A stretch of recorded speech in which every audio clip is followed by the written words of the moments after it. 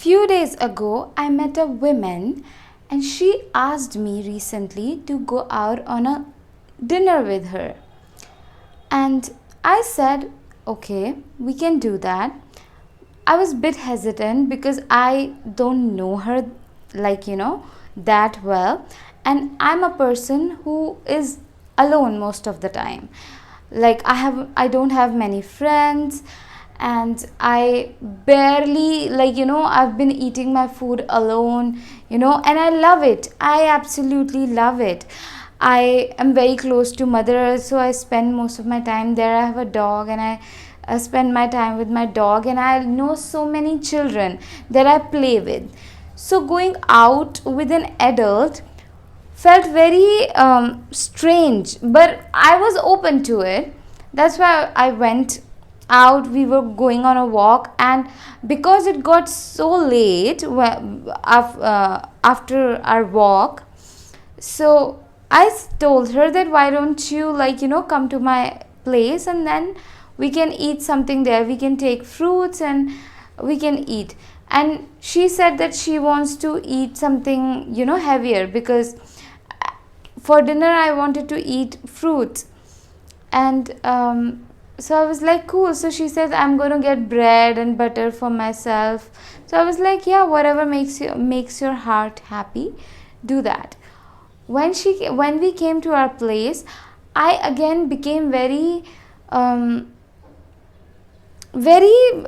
different, okay, as in because I have my generational line had lot of trauma around food, okay.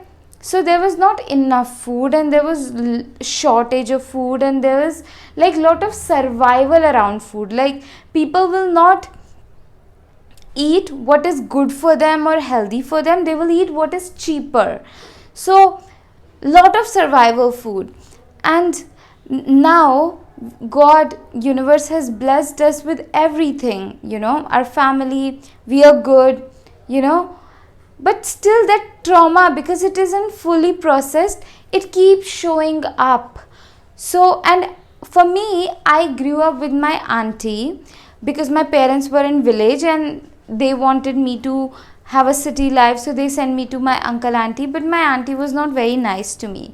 So when it comes to food, I would always be given very little food, whereas her sons will get plate full of food and they can ask for more. But I never had that of grace or blessing in my life. So in my reality, even though we were in the same home, but in my reality there is not enough for me. However, my cousins, there's enough for them. So I also made it me I cannot have it, I'm not worthy of it, and some things like that. And because of the generational trauma also, there's this habit that keeps coming up with me, wherein I would get very stressed around food. I would be like, you know what, I will not have enough, or they will take my food, and I get super disturbed and by it. And a lot of times I would be scared having people over, because I would be like, what if they eat all of my food and all of that. So I would do a lot of honopono, and I would reprogram my mind to abundance and prosperity, and it does work. But when we it's very easy for anybody to go into the mountains, sit in a cave by themselves and feel that they are very peaceful.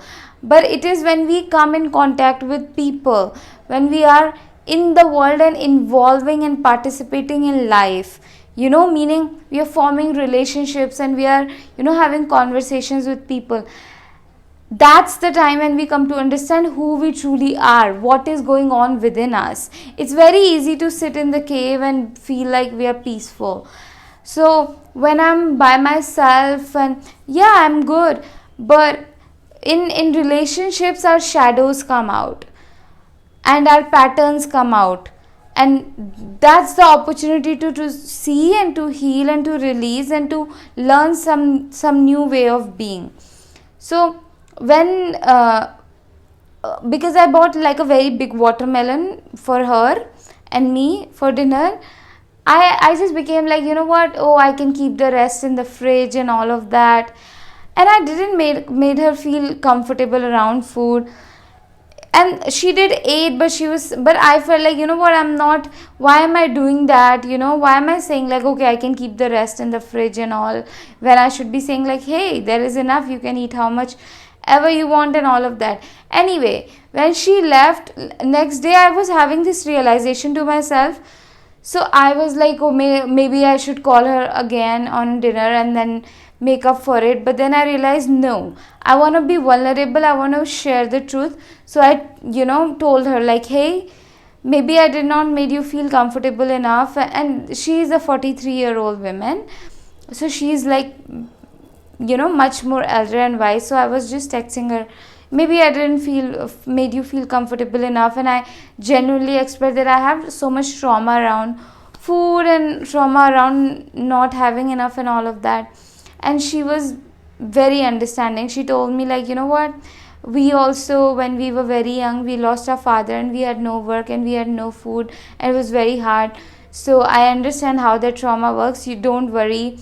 I was full and you didn't make me feel uncomfortable and all of that. Why? The reason why I'm sharing this with you, for few reasons. Number one, when we grow up in dysfunctional homes, or we go through poverty and trauma and so much of chaos and violence, to move and to heal through this situation is very hard, and it does not happen overnight. It's a process that takes place over the years. It unfolds throughout years. So you cannot rush your healing. And the reason why I shared this story also is because I don't want you to shame yourself.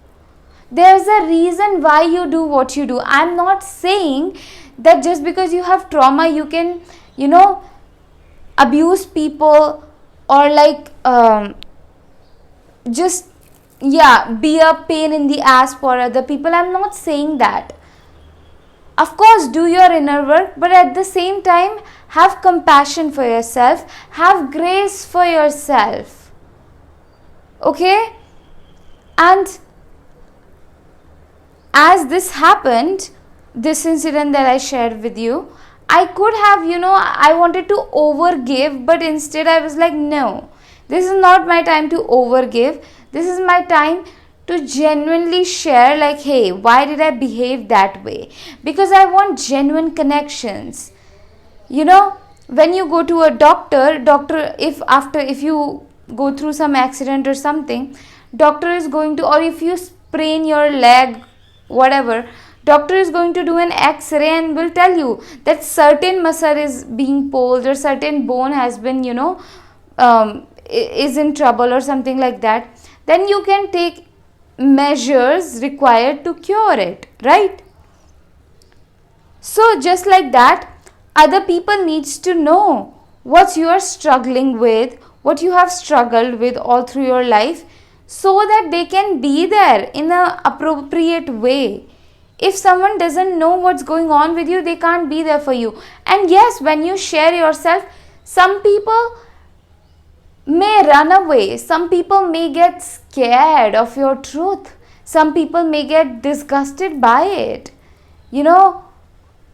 but that's very immature. And we cannot, like, a lot of times, few years ago when people shared their truth with me, I could not take it. So don't take it personal, but trust, when you are sharing yourself fully, honestly, you will form right connection. I'm not saying just keep cribbing about your traumas, keep cribbing about your problems, but when you feel like you have made a mistake, you can express like, hey, why did I do that, and I genuinely apologize for it, and what can I do to make up for it, and what else? Why else did I share this story with you?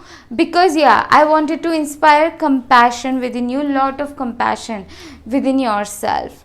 as you are healing these deep rooted shame, deep rooted, uh, disgustingness towards yourself, like low self-worth and self-esteem, that is running in your lineage and in your generation.